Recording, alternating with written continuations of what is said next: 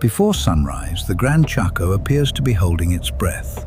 Mist drifts above clay, baked hard by months of heat, and the thorn forest stands sealed from every direction. A fortress woven from spines, dust, and interlocking wood. Then a Chaco owl breaks the silence. From inside the scrub comes a deeper sound. Branches crack. Grunts roll through the mist. A family band of Chacoan Peccaries forces the forest apart, their bristled bodies working like living wedges through a wall that closes almost as quickly as it opens. Nearby, a giant armadillo drives its claws into the hardened ground, choosing depth where the herd must choose force. From this cool hour until deep into the night, the herd will face two different versions of the same hostile world. Daylight will test their bodies with heat, thirst, and thorns. Darkness will test the structure holding them together. To survive the green hell, the peccaries must first make the forest move. Before the night is over, they will have to become a fortress of their own.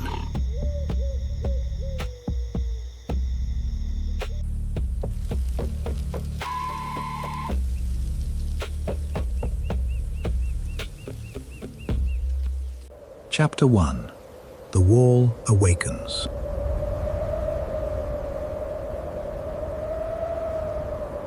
The first assault begins before the mist has lifted. A Chaco owl's final call falls through the blue-grey dawn. Beneath it, the Gran Chaco appears motionless, a flat, dry thorn savanna sealed by hard clay, crowded with tangled scrub, ribbed cacti, and bromeliad leaves edged like saw blades. Thick trunks rise through the haze, but the strangest belongs to the palo borracho tree. Its swollen body seems to have borrowed the shape of a bottle, standing above the thorns like a silent reservoir in a country built around thirst. Then the wall begins to shake. A deep grunt comes from inside the scrub. Branches bow outward, scrape against one another, and break. The first Chacoan Peccary pushes through with its head low. Another follows close behind, then the rest of the band, moving through a passage that exists only for the few seconds their bodies hold it open. Behind them, the forest slowly closes again. The Chacoan Peccary is compact rather than graceful. An adult is usually 90 to 117 centimeters long, stands 52 to 69 centimeters at the shoulder, and weighs about 30 to 40 kilograms. In open ground, that shape may look heavy. Inside this understory labyrinth, it becomes exactly the right tool. The long snout parts the dead leaves, the low shoulders carry force directly into the brush. Coarse bristles slide across wood and thorns, leaving only a few pale hairs caught behind as evidence. Even their feet suit the journey. Most of the animal's weight rests on two central toes, pressing narrow tracks into the clay instead of a broad, sinking print. Each hoof lands with a dull click, then a brittle snap as another twig gives way. The herd itself is small, often only a few animals, though groups may reach 20. That makes every member important.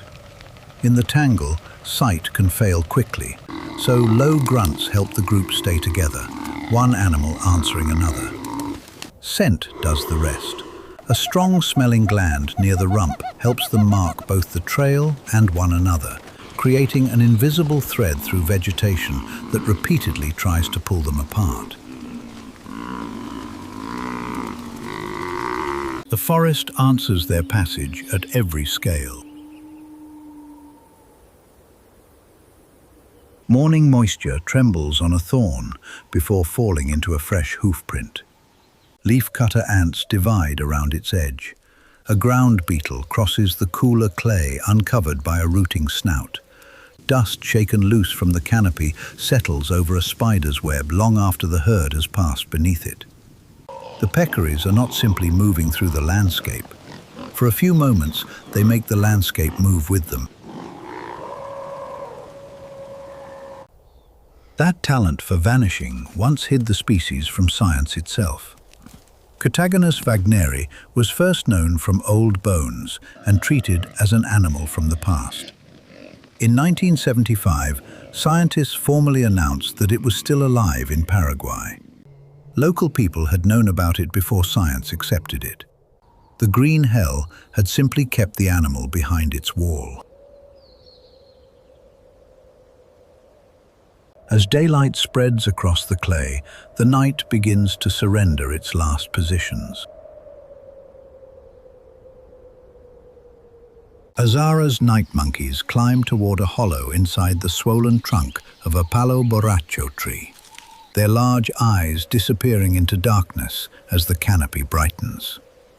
A Chaco owl gives one final call, then folds its patterned body against the bark until feathers and wood become almost impossible to separate.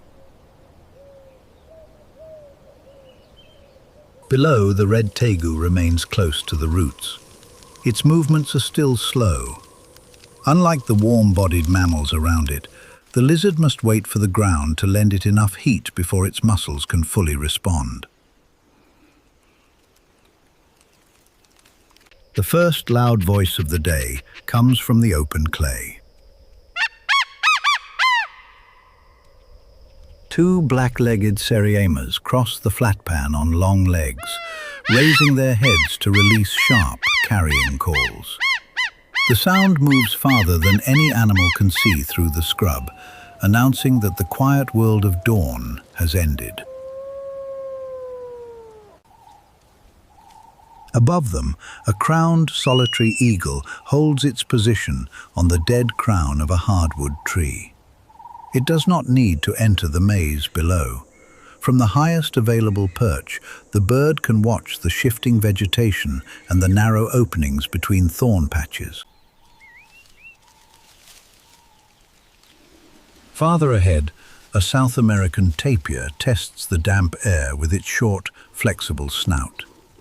Weighing roughly 150 to 250 kilograms, it moves with a slower but heavier force than the peccaries, pushing through a passage wide enough to leave branches trembling behind it. Nearby, a giant armadillo drives its claws into the hardened clay.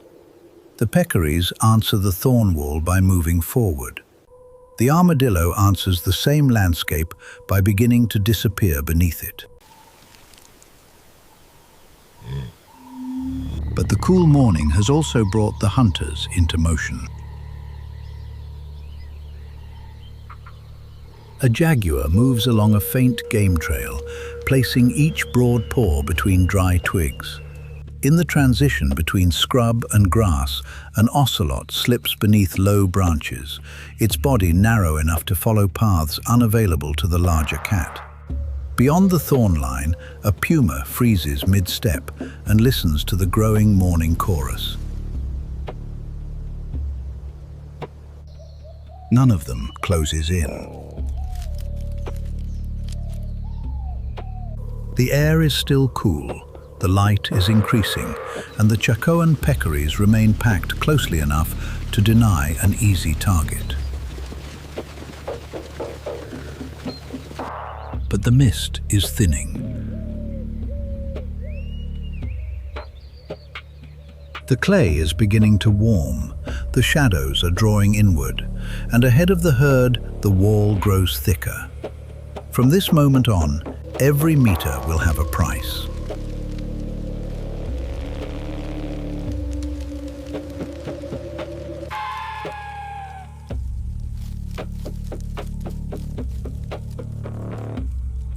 Chapter 2.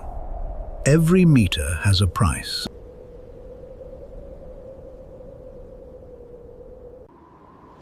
By mid-morning, the mist has vanished, and the herd is living by a harsher equation. Every meter forward must return more energy than it takes. The Chacoan peccaries no longer travel with the steady purpose of dawn. They spread across a narrow strip of disturbed ground, searching one snout length at a time. Dead leaves are thrown aside. Hooves scrape against the clay. Where the soil softens, the herd digs more deeply, exposing buried roots and tough underground tubers that still hold both food and traces of moisture. A dry termite mound collapses beneath repeated blows from snouts and forefeet, spilling insects across the dust. This is the brief feeding window of the Gran Chaco. The animals must take advantage of it before the heat makes every unnecessary movement dangerous. Their jaws grind through roots and fallen fruit, while their shoulders continue forcing apart branches around the feeding site. Each mouthful demands work. Each new patch of soil requires another payment in strength. The disturbance does not end when the peccaries move forward. Gnats gather over the broken leaf litter. A ground beetle enters a split fruit. Ants stream around the rim of a deep hoofprint, while a solitary wasp begins scraping at clay already loosened by the herd. A black-legged seriema steps into the opened strip, searching the newly exposed surface before the surrounding vegetation closes again. Behind it, a southern three-banded armadillo crosses the warm clay in short, quick steps. At the first sudden movement in the brush, it stops and draws its armored bands inward, ready to close its body into a defensive ball. The rising warmth now reaches the reptiles. A red tegu moves more confidently across the ground, its forked tongue sampling the scent left by insects and passing mammals. Higher above, a toko toucan tosses a wild fruit upward and catches it in its oversized bill before moving between the cardon cacti and scattered trees. Along the herd's wake, a pampas fox searches for beetles and other small animals forced into the open. Deeper inside the thorn tunnels, a brown brocket deer clips low leaves before slipping through a gap too narrow for the heavier peccaries. Its smaller body offers no armor against the Chaco, but it allows the deer to vanish where larger animals cannot follow. Beyond it, a maned wolf moves through the tall, bleached grass, its unusually long legs lifting its body above vegetation that would conceal a smaller canid. This is ecosystem biodiversity in motion. One species breaks the ground, another searches the opening, and another follows the disturbance left behind. A heavier sound now rises from beneath the roots. The giant armadillo has found a termite mound buried in the clay. Its head and body may approach 1 meter in length, but the true machinery is carried at the front. Oversized claws able to tear through packed earth and hardened insect chambers. Soil rolls backward in heavy waves as it digs. The peccaries have been paying for distance. The armadillo pays for depth. Within minutes, its dark back sinks below the surface. The tunnel behind it will become more than a subterranean burrow. Long after the animal leaves, such excavations can offer cooler, more humid refuge to other creatures escaping the heat above. One animal enters the ground. Many may later inherit the doorway. Not far away, a giant anteater opens another termite fortress. It has no teeth, Instead, a tongue nearly 60 centimeters long darts through the broken chambers as many as 150 times in a minute. It may consume thousands of ants and termites in a day, yet it visits each colony only briefly, taking what it can before the defenders overwhelm its snout. Then the brush parts around something much larger. A South American tapir, weighing roughly 150 to 250 kilograms, passes through the widened corridor. Its short, flexible snout curls around a leafy branch and draws it into the mouth. Fruit swallowed here may be carried far away before the seeds return to the soil intact. The tapir does not merely use the path. Fruit carried inside its body may return to the soil far from the tree where it was eaten, allowing the forest to travel with the animal. By now, even the predators are beginning to surrender their morning advantage. The jaguar slows along the dry riverbed, choosing shade over another patrol. A puma leaves the warming ground and disappears beneath a low canopy of branches. The hours that favored movement are ending. But the morning's abundance has a hidden cost. Dust now clings to the herd's bristles. Their breathing has deepened. The shadows beneath the Palo Borracho have tightened into small, dark islands, and even those are beginning to shrink.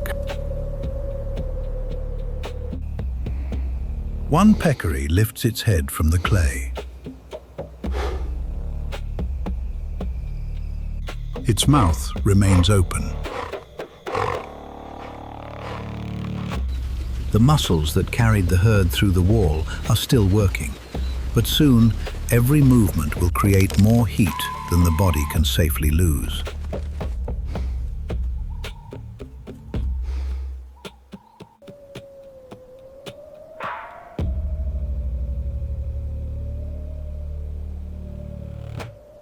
Chapter 3. When time stops.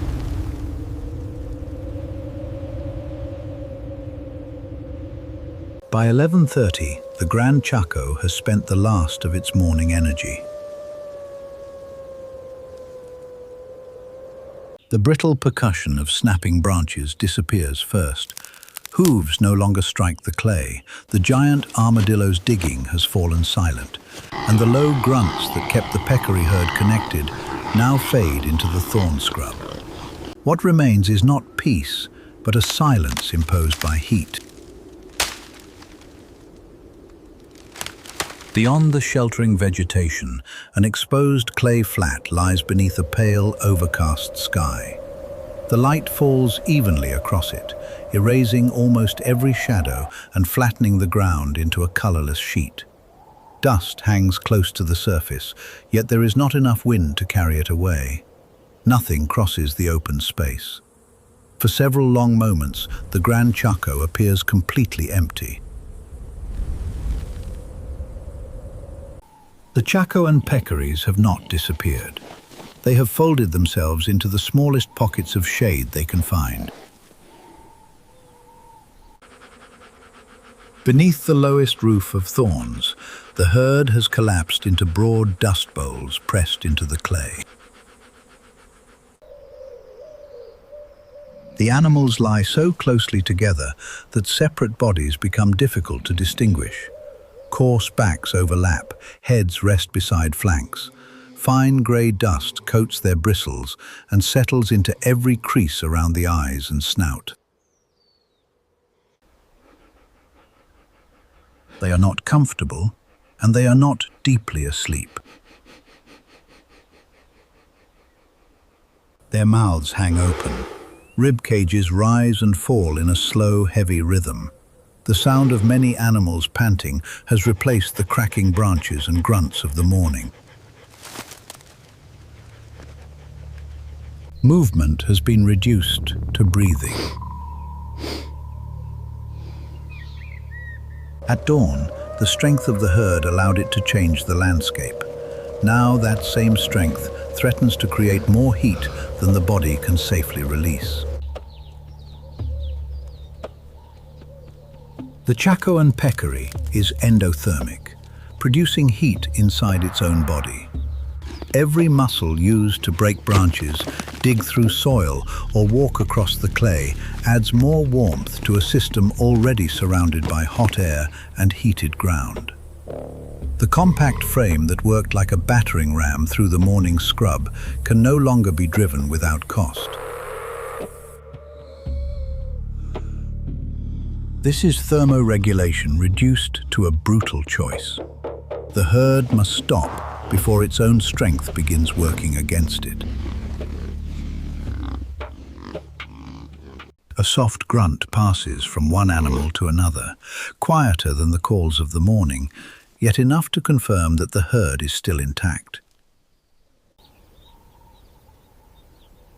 The same pressure has pushed the rest of the forest out of sight.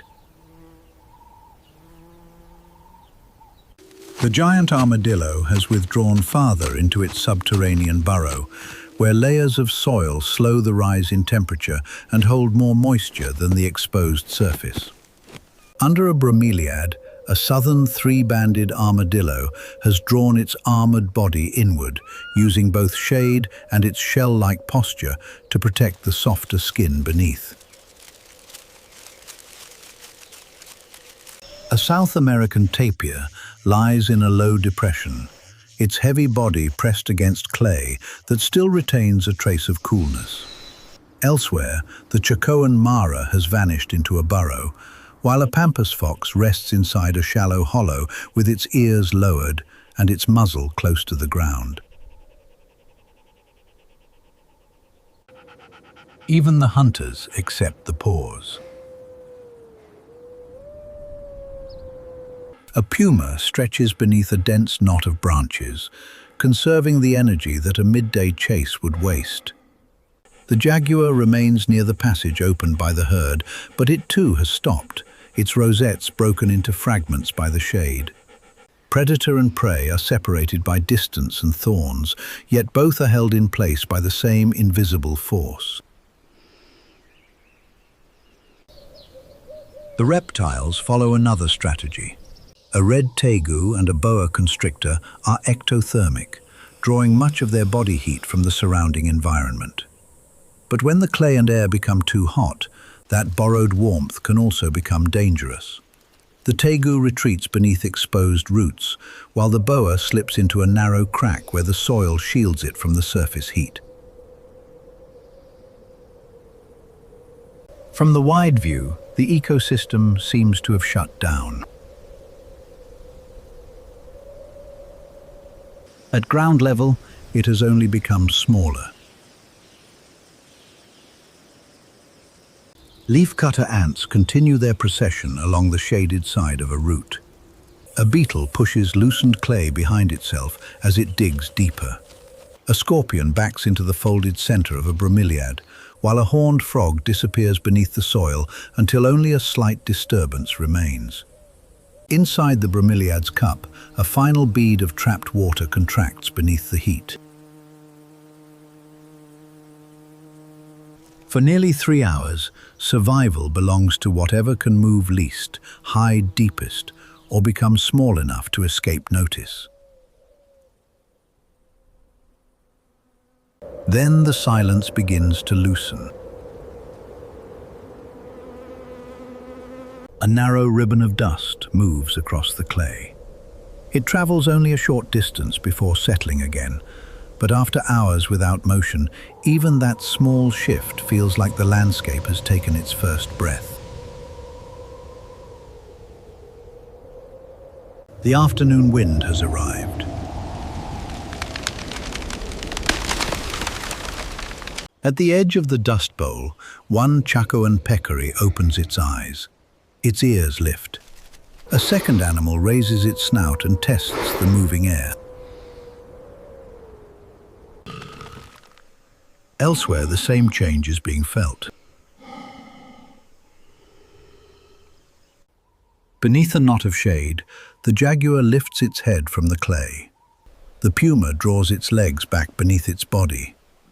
Inside a hollow log, the red tegu turns toward the entrance. Across the Gran Chaco, animals that survived the furnace by disappearing are returning at almost the same moment. The cooler air does not make the landscape safe. It simply releases both prey and predator from the same prison. The herd must now find food and moisture before darkness. But every hunter waiting beneath the thorns has been given the same second chance to move. Another gust enters the scrub. Dry leaves begin rubbing against the thorns, and the insects shift into a faster rhythm. One peccary raises its head. Beneath another patch of shade, the jaguar does the same. The furnace has opened its doors. The herd can move again, but so can everything waiting to hunt it.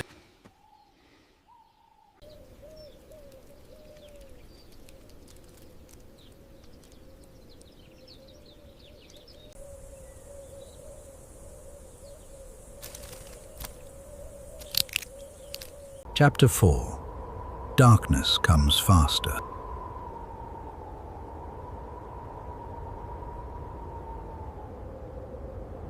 The first animal to break the afternoon stillness is not the jaguar.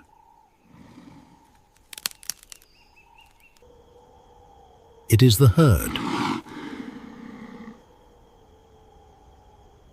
At 14:30, the lead Chacoan Peccary pushes itself upright, carrying a grey coat of clay dust across its bristles. One by one, the others rise around it. They shake the ground from their flanks, touch snouts, and trade low grunts through the scrub, rebuilding the map of the group before taking another step. The young are still inside the circle. The adults are still where they should be. Only then does the herd begin to move. There is no return to the effortless cool of dawn. The herd rises more slowly, but thirst quickly gives its movements a new urgency. The Chacoan Peccaries turn toward a patch of Caraguata bromeliads and fallen barrel cacti. Their snouts push beneath the stiff leaves. Jaws close around the bases, pulling until tough plant fibers tear free with a wet crack. The morning roots provided energy.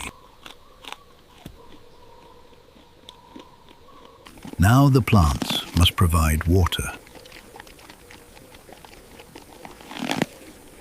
The animals crush the softer cactus tissue between their teeth, working around the outer spines to reach the pulp beneath. Clear moisture runs across their lower jaws and darkens the dust around their mouths. Wet chewing replaces the dry percussion of the morning as the herd recovers what the midday heat has taken from it. They feed in short, forceful bursts, repeatedly lifting their heads to test the air. Around them, the afternoon recovery spreads through the Gran Chaco. On a shaded limestone ledge, a puma rises into a long stretch. Its forelegs extend, claws gripping the stone, before it sits back and cleans the dust from its paws and face. Near a palo borracho tree, the jaguar rises against the swollen trunk. Its foreclaws drag downward through the bark, leaving deep marks and releasing a harsh, tearing sound into the returning wind. The cat is no longer merely conserving energy. It is reclaiming the territory through which the prey must now move. The jaguar is the apex predator of this forest, but it is not the only hunter returning to activity. An ocelot travels along a low horizontal branch, using the layered scrub as a path above the ground. A maned wolf emerges into the tall grass, its long black legs lifting clear of the brittle stems as the overcast sky turns from grey to dusty orange.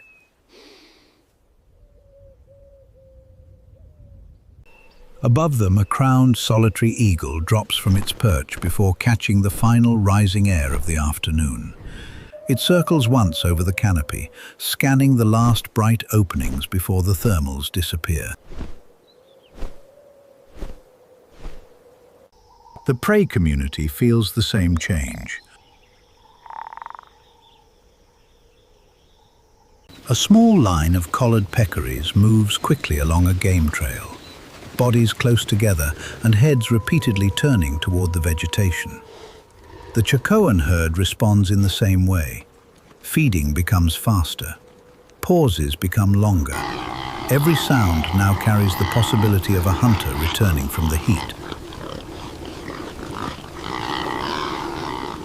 Danger is not yet closing in. It is arranging itself. The giant anteater is still moving across the clay, sweeping its long snout over the last active termite trails before the cooling night drives the insects deeper below ground. The Chacoan Peccaries root one final time. Hooves scrape through the dust, snouts lift roots from the soil, and grunts become sharper as the available light begins to drain from the understory. They are trying to take one last meal before the forest changes ownership. By 1715, the Gran Chaco begins changing hands. The crowned solitary eagle settles onto a dead branch as the last strong lift drains from the air.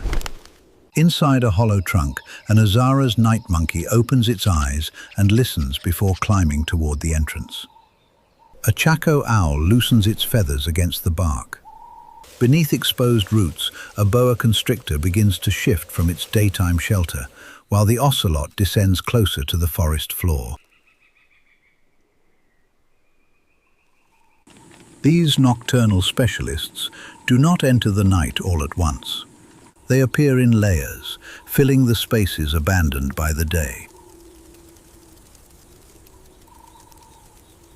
The change also reaches the smallest shelters. A scorpion climbs from the folded heart of a bromeliad, while a web-building spider withdraws along its silk as heavier footsteps return to the cooling ground. The soundscape changes with them. Serima calls grow distant, day insects fade, crickets and hidden frogs begin to build a new wall of sound beneath the branches. The light does not simply weaken, it loses access to the ground. That is now the herd's greatest problem. Inside the thorn forest, darkness will break the group into fragments. Adults may still hear and smell one another, but the young could vanish behind only a few meters of scrub. Yet beyond the trees lies an exposed clay clearing where every body would be visible to the jaguar. The lead peccary stops at the final screen of thorns. Behind it, the herd gathers tightly, waiting for the decision to travel backward through the grunts. Staying hidden may divide them. Stepping into the open may reveal them. The lead animal raises its snout and tests the evening wind. Then it pushes through the last branches and walks onto the bare clay. After a brief pause, the others follow.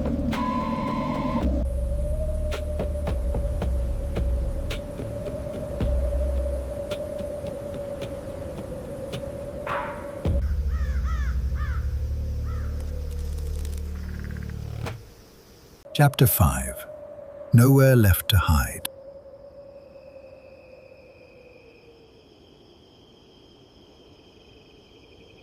The others follow the lead animal through the last curtain of thorns and onto the open clay. For the first time since dawn, the forest releases them. No hooked branch catches their bristles, no cactus closes around their legs, no wall of scrub threatens to split the herd into unseen fragments. But the clearing offers a crueler kind of freedom. There is nowhere left to hide.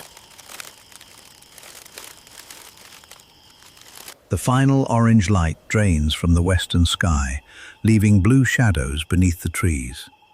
Behind the herd, the swollen trunk of a palo borracho still holds a pale trace of evening. In front of it, the Chacoan peccaries stop feeding and begin to change shape.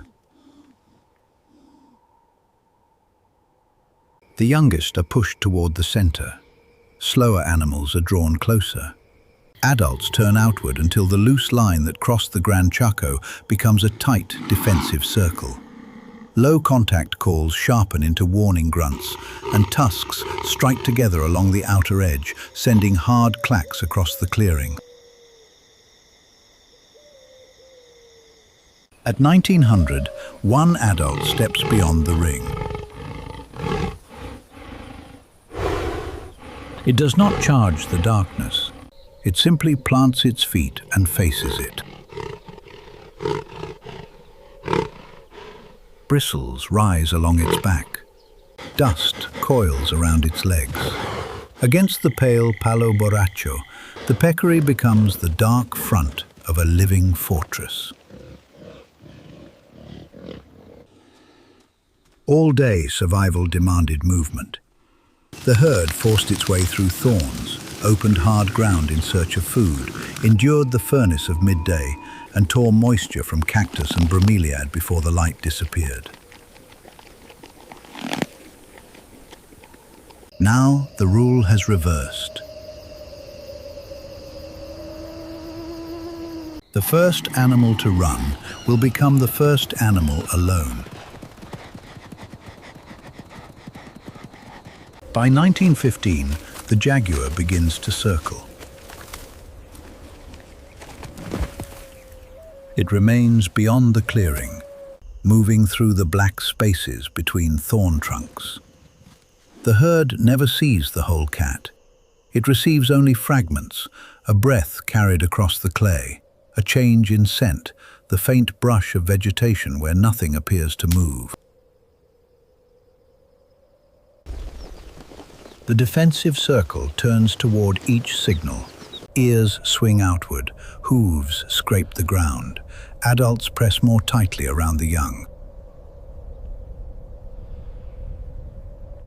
The jaguar cannot overpower the entire circle. It can only remain close, waiting for stress, darkness, or one badly timed movement to create an opening. At 1930, a dry branch cracks inside the scrub. The sound strikes the herd like a blow. Every head snaps toward it. Tusks clatter. Dust rises as the circle contracts. Then a low rumble comes from somewhere else. The animals turn again, and for the first time the formation no longer moves as one. Bodies press in different directions. The young disappear beneath a forest of coarse backs, while the outer adults struggle to face a predator that seems to exist on every side. Nearby, a giant anteater freezes above a termite trail. A maned wolf quietly changes direction and slips away through the tall grass. No other animal wants to remain near this clearing. At 2000, the jaguar steps into a patch of moonlight. Its full shape appears against the grey clay. Head low, shoulders lifted, eyes fixed on the weakest edge of the circle. Every snout and tusk turns toward the visible threat. Then the cat takes one step backward and disappears. The herd is left staring at an empty patch of light. For more than an hour, the adults have held the formation together. But fear does not weigh equally on every body. Near the outer edge, one subadult is breathing faster than the animals beside it. Its hooves shift repeatedly. A warning grunt rises from deeper in the circle, calling it back into the rhythm of the herd. The younger animal hesitates. Then, at 2015, it takes one step beyond the line. Nothing moves. A second step carries it beyond the shield of adult shoulders. The jaguar is still invisible. The subadult bolts. Hooves hammer the compacted clay, throwing dust behind the fleeing body. The defensive circle closes immediately, but the runaway is already several meters away, exposed on the moonlit flat pan. The jaguar explodes from the thorns. More than an hour of stillness is released in a few violent seconds. The cat drives forward with its body low, closing the distance before the peccary can reach cover. There are no branches here to slow the hunter, and no wall for the prey to force apart. The gap vanishes. The jaguar strikes from behind, throwing its weight across the fleeing animal. Both bodies hit the clay and disappear inside a rising cloud of dust. The peccary kicks once, then twists beneath the larger predator. The jaguar tightens its hold.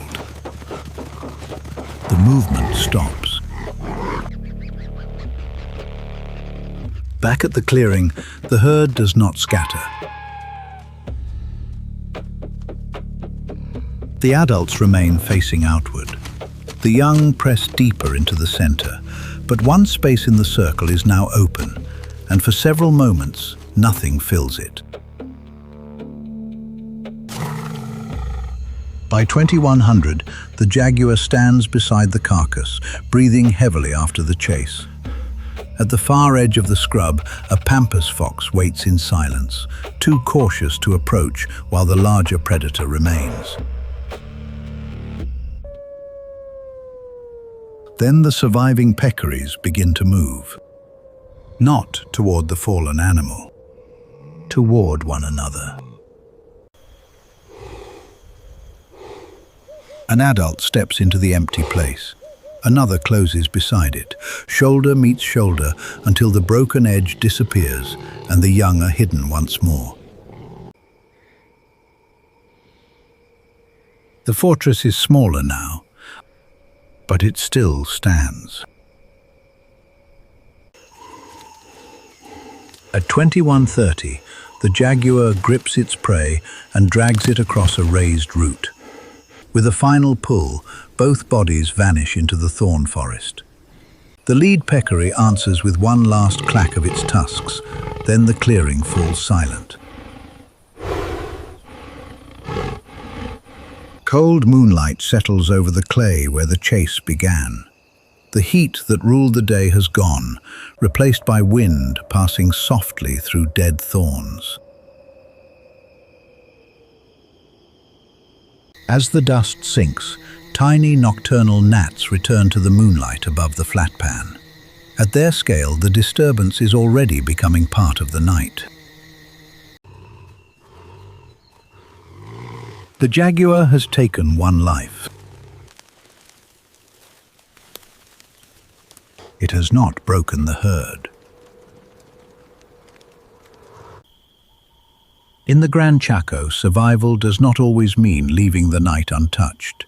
Sometimes it means closing the circle before the darkness can enter twice.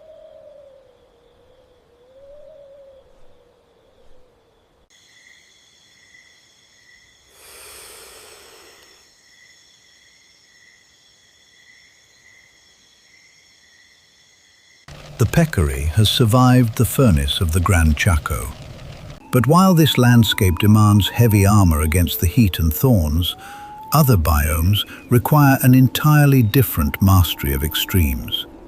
To see how life endures the freezing geothermal gauntlet of a Yellowstone winter, click the video on your screen now.